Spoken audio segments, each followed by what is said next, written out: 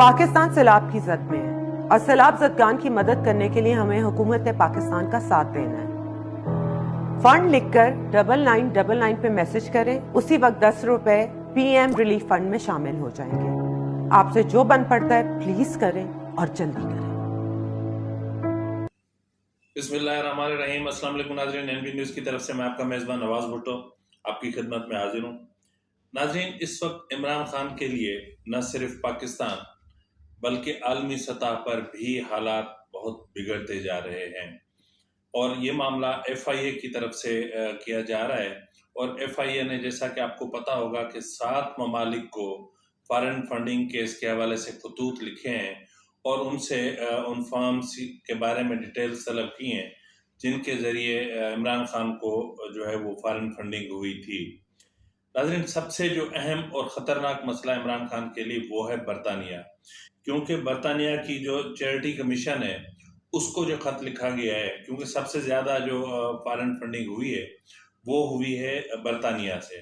तो बरतानिया से जो फॉरेन फंडिंग की जो चैरिटी कमीशन को लेटर लिखा गया है, तो चैरिटी कमीशन को लेटर मौसूल होने के बाद कम से कम इस वक्त तक 7 मुख्तलिफ एजेंसियाँ उस पर काम कर रही हैं। यानी उन तमाम अफराद, उन तमाम फर्म्स, यानी जो भी मामलात वहाँ होते रहे उसको इन्वेस्टिगेट कर रही हैं। और दूसरी तरफ अपना मुत्तहदा अरब अमारात को जो ख़त लिखा गया था वहाँ पर भी बड़े पैमाने पर हलचल शुरू हो चुकी है और खोज की जा रही है कि आखिर इतना पैसा यहाँ से इमरान खान के फंड्स में या डोनेशन में कैसे गया।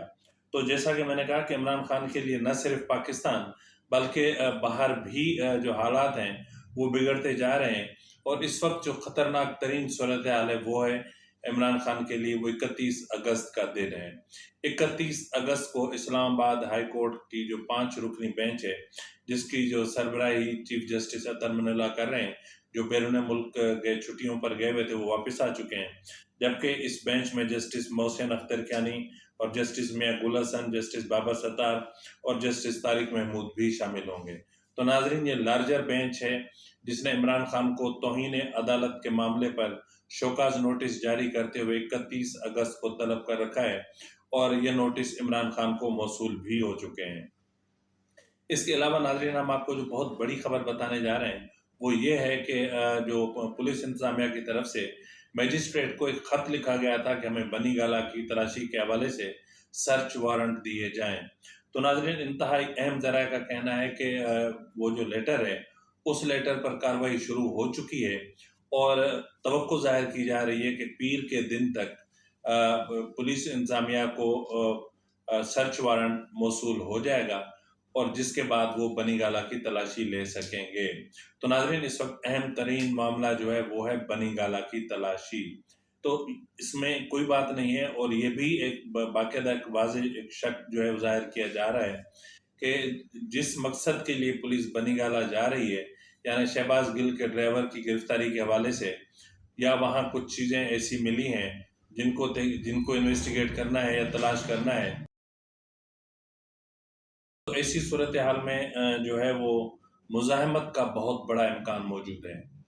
बाकायदा ज़राए का कहना है कि इस हवाले से PTI ने एक वाज़ेह हिकमत अमली मुरतब की है कि किसी भी सूरत में पुलिस को बनी गाला में दाखिल होने नहीं देना है।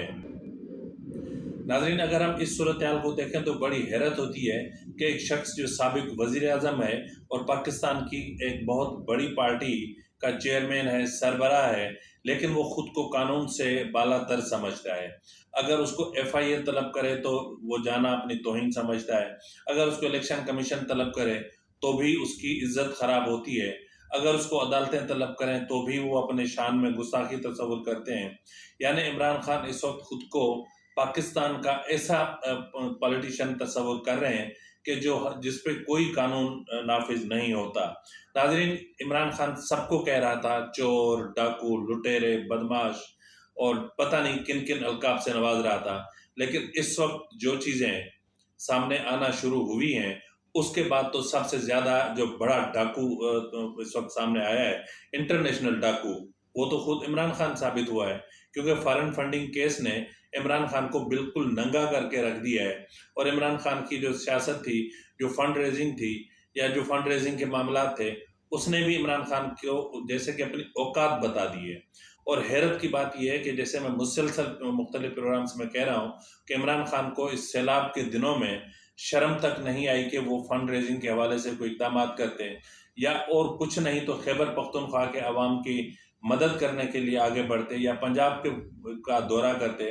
لیکن انہوں نے اگر دورہ کیا بھی تو کے پی میں جو کے پی حکومت کا جو رکشہ ہے اڑنے والا ہیلی کاپٹر, تو اس رکشے پہ جو ہے وہ مٹر گشت کرتے گھومتے واپس آ گئے. لیکن اس کو شرم تک نہیں آئی کہ جب وہ پرواز بھر رہے تھے, اڑ رہے تھے اور بیٹھے جو ہے وہ اس وقت اپنا موبائل پہ چیزیں دیکھ رہے تھے اور اس کو پتہ نہیں کہ نیچے کیا ہو رہا ہے. لیکن ٹھیک اسی وقت 5 انسانی جانیں سیلاب کی نظر ہو گئی. ناظرین, میں اس حوالے سے انتظامیہ تھی ان سے رابطہ کرنے کی کوشش کی لیکن کچھ بھی نہ ہوا. اور ہوا یہ کہ 5 بچے یعنی 5 نوجوان اپنی زندگی کی بازی ہار گئے. اور مناظر آپ اسکرین پہ دیکھ بھی رہے ہوں گے, یہ بہت دل خراش مناظر ہیں. اس کے بعد نتیجہ کیا نکلا؟ خود خیبر پختونخوا کے عوام چیخ رہے ہیں کہ یہ عمران خان کا کیسا دورہ تھا. نہ کسی کیمپ میں گئے, نہ متاثرین سے ملے, نہ کسی کی کوئی مدد کی, نہ کسی کی کوئی امداد کی, نہ امداد کے حوالے سے کچھ کہا. الٹا انہوں نے امداد یا جو فنڈ ریزنگ کے حوالے سے جو کچھ کہا ادھر آپ ایک نظر خود سن لیں. میرے پہ بڑا پریشر پڑا ہوا ہے کہ میں چندہ اکٹھا کروں اس کے لیے, فلڈس کے لیے. میں ابھی تک یہ بہت بڑی ذمہ داری, جب لوگوں سے آپ پیسہ اکٹھا کرتے ہیں بہت بڑی ذمہ داری ہے. تو میں جب تک مجھے پورا نہ پتا چلے کہ میں اس پیسے کو کدھر لگا سکتا ہوں جس سے لوگوں کو فرق پڑے, میں پیسہ اکٹھا کرنے سے گریز کرتا ہوں.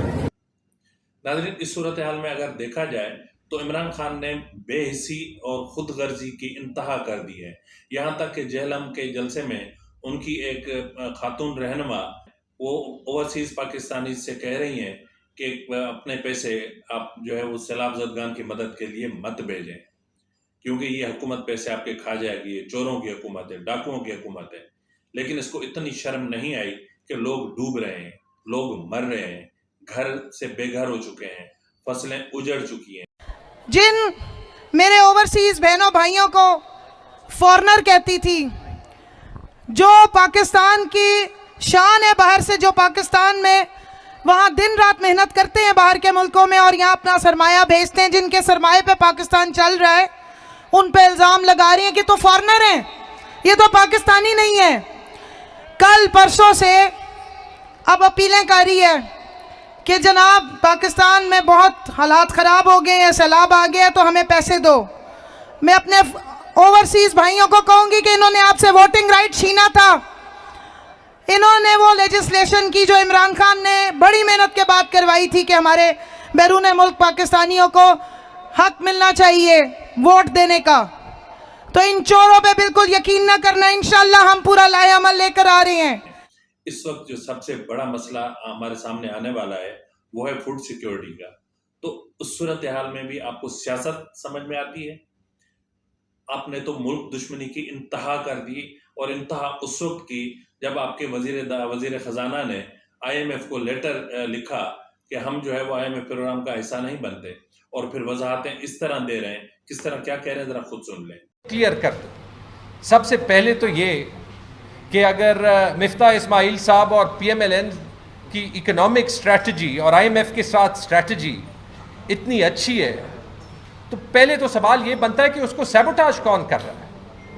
جب انہوں نے لاسٹ ٹائم پیٹرول کے پرائسز بڑھائے تو کس نے ٹویٹ کیا کہ میں اس سے اگری نہیں کرتا, اور کس نے کہا کہ میرے والد نے جو ہے وہ کمرہ چھوڑ دیا کیونکہ یہ اسٹریٹجی جو ہے وہ غلط ہے. کل یا پرسوں عابد شیر علی نے جو پریس کانفرنس کی تھی کہ یہ جو ہے وہ جو مفتاح اسماعیل کی فائنانس منسٹری کر رہی ہے وہ ظلم کر رہی ہے, کس نے, وہ کون سی پارٹی کو بلانگ کرتے ہیں. یہ کنٹینیوسلی ایک کیمپین تو ان کے اکنامک میجرز کے اگینسٹ ان کی اپنی پارٹی سے چل رہی ہے رائٹ فرام دا ٹاپ. تو اس کا پاکستان تحریک انصاف ذمہ دار ہے, یہ بات کلیئر ہو. لیکن اس سے پہلے جو وفاقی وزیر خزانہ ہے ہمارے مفتاح اسماعیل صاحب, انہوں نے کیا کہا تھا ذرا وہ بھی سن لیں.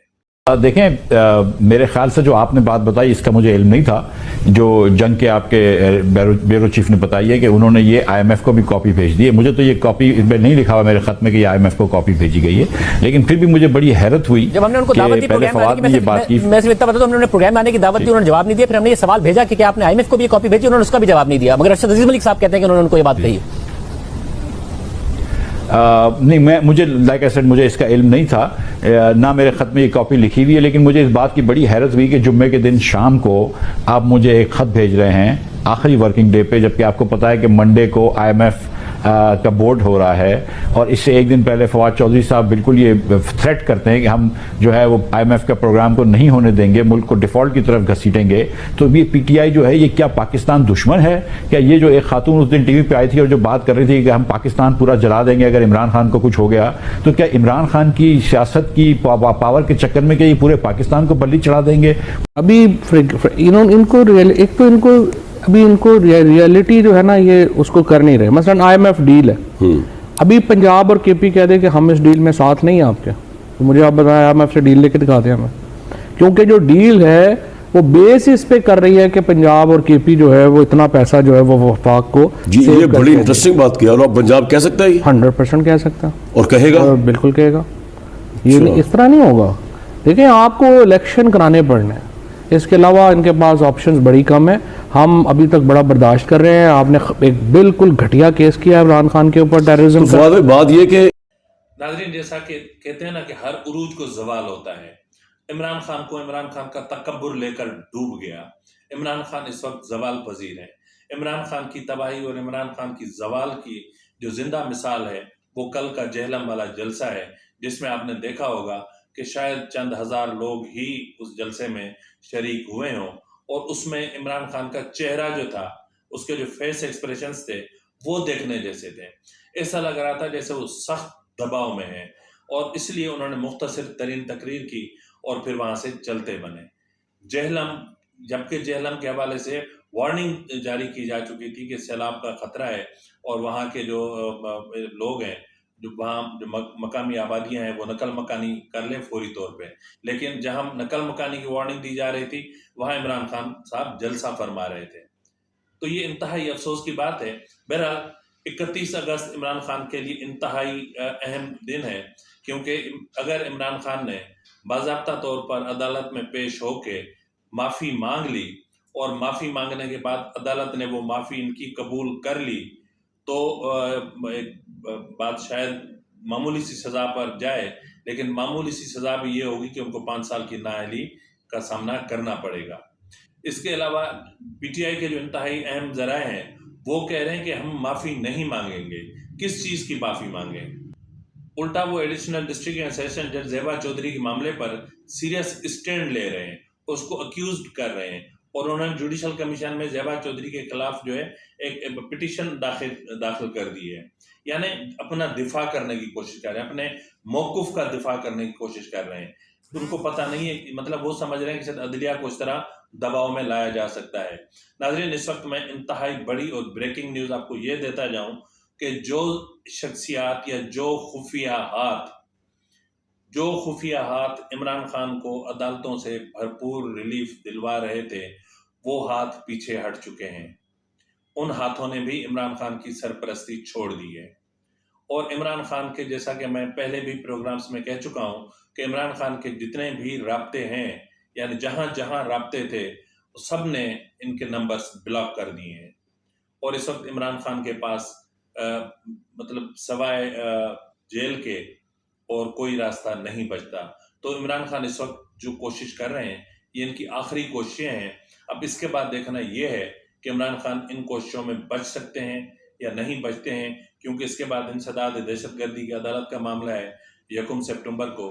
تو اگر 1 سپٹمبر کو عمران خان کی وہاں ضمانت کنفرم نہیں ہوتی تو بھی عمران خان گرفتار ہوں گے, کیونکہ اس وقت اہم ذرائع کا کہنا ہے کہ حکومت نے اس کیس کو اس کی پراسیکیوشن کو جو ہے سختی سے ان سے بات کی ہے, اور انہوں نے کہا ہے کہ اگر آپ لوگوں کو اسی طرح کیس لڑنا تھا تو پھر یہ 780 کیوں لگایا تھا. تو ناظرین اس وقت جو پراسیکیوشن ہے اس نے اپنی تیاری مکمل کر لی ہے, اور توقع ظاہر کی جا رہی ہے کہ آنے والی جو ہیئرنگ ہوگی 1 سپٹمبر کو، اس میں آئی جی بھی پیش ہوں گے، ڈی آئی جی بھی پیش ہوں گے، اور اے ڈی جے جو ہیں وہ زیبا چودھری صاحبہ وہ بھی شاید عدالت میں پیش ہو جائیں۔ تو اسی صورتحال میں عمران خان کے لیے بہت مشکلات پیدا ہو گئی ہیں۔ ایک طرف تو اربوں روپے کی کرپشن، دوسرے طرف چودھری پرویز الہی کے ساتھ بگڑتے تعلقات۔ چودھری پرویز الہی کو انہوں نے باقاعدہ میسج کیا ہے کہ اگر آپ نے عثمان بوزدار بن کے وزیر اعلیٰ رہنا ہے تو رہیں، نہیں تو پھر آپ ہمیں بتا دیں، ہم کوئی اور بندوبست کریں۔ تو ناظرین، اس وقت پنجاب کی صورتحال بھی جو ہے ان کے لیے خطرناک ہے، اور پنجاب حکومت نے اور کے پی کی حکومت نے اس وقت جو اقدامات کیے ہیں، یعنی آئی ایم ایف پروگرام کے حوالے سے جو معاملات ہوئے ہیں یا جو کچھ کیا جا رہا ہے، اس کے بعد حکومت کو، وفاقی حکومت کو ایسے راستے مل گئے ہیں کہ اگر مطلب اس وقت اس پہ کام چل رہا ہے کہ کسی بھی وقت وفاقی حکومت پنجاب اور خیبر پختونخوا میں گورنر راج کا نفاذ کر سکتی ہے، کیونکہ ان کے پاس ایک آئینی اختیار ہے، اور ان صوبوں نے آئینی حدود کو یا آئینی جو دائرہ تھا اس کو پار کر گئے ہیں، اور انہوں نے جیسے یہ طے کر رکھا ہے کہ کسی بھی وفاقی حکومت کو، وفاقی حکم کو تسلیم نہیں کرنا ہے۔ اور اس سے سب سے بڑی شرمناک بات یہ ہے کہ اس وقت آپ اسکرین پہ مختلف چیکس دیکھ رہے ہوں گے، یہ چیکس وہ ہیں جو سیلاب متاثرین کو وزیر اعلیٰ پنجاب چودھری پرویز الہی نے امداد کے طور پر دیے تھے، لیکن بدقسمتی سے سارے کے سارے چیک باؤنس ہو چکے ہیں۔ یعنی اس وقت متاثرین کے ساتھ ایک بھونڈا مذاق کیا گیا ہے، شرمناک مذاق کیا گیا ہے۔ یعنی آپ چیک دے رہے ہیں اور آپ کو یہ بھی پتہ نہیں ہے کہ آپ کے اکاؤنٹ میں پیسے ہیں بھی کہ نہیں ہیں، اور آپ اس طرح چیک اٹھا کے دے رہے ہیں، تو کم سے کم آپ کو اس وقت جو تکلیف زدہ لوگ ہیں، مصیبت زدہ لوگ ہیں، اس وقت جن لوگوں کے پاس کھانے کے لیے کچھ نہیں بچا، پہننے کے لیے کچھ نہیں بچا، سر پہ چھت نہیں رہی، ان کے ساتھ اس طرح کا مذاق کرتے ہوئے چودھری پرویز الہی کو شرم آنی چاہیے۔ ناظرین، مزید بھی بات کریں گے، اور فی الحال اس وقت تک کے لیے اتنا میرے خیال میں کافی ہے۔ ایک اور پروگرام میں نے کرنا ہے، اس میں کچھ چیزیں مجھے ریکوائرڈ ہیں، اور وہ انتہائی اہم پروگرام ہوگا جس میں عمران خان کے حقیقتوں کو بالکل میں آپ کو واضح کر کے آپ کے سامنے رکھ دوں گا۔ اسی کے ساتھ ہی اپنے میزبان نواز بھٹو کو اجازت دیجیے۔ اللہ حافظ۔